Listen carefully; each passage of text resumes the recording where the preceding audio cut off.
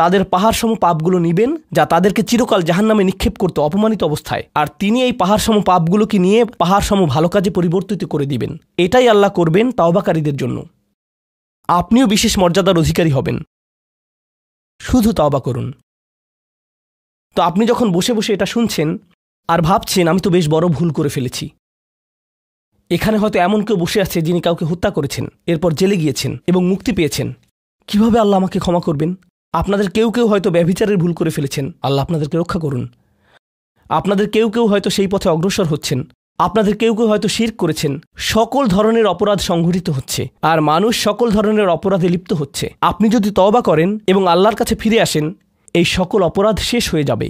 কিন্তু এরপর আপনাকে ভালো পথে চলতে হবে। ও আমিলা আমালান সলিহা ফাউলাইকা ইউবাদদিলুল্লাহু সাইয়্যাতিহিম হাসানাত।